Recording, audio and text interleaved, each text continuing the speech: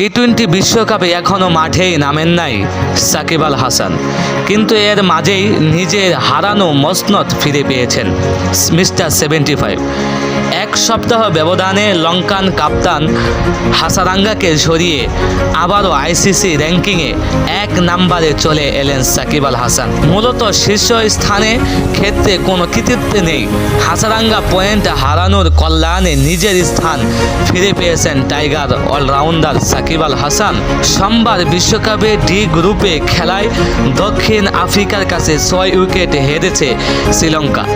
এই ম্যাচে হাসারাঙ্গা পারফরমেন্সের কারণে র্যাঙ্কিংয়ে এসেছে পরিবর্তন। আইসিসির প্রকাশিত র্যাঙ্কিংয়ে লঙ্কান অধিনায়কের চেয়ে 1 পয়েন্ট এগিয়ে 223 পয়েন্ট সাকিবের নামের পাশে।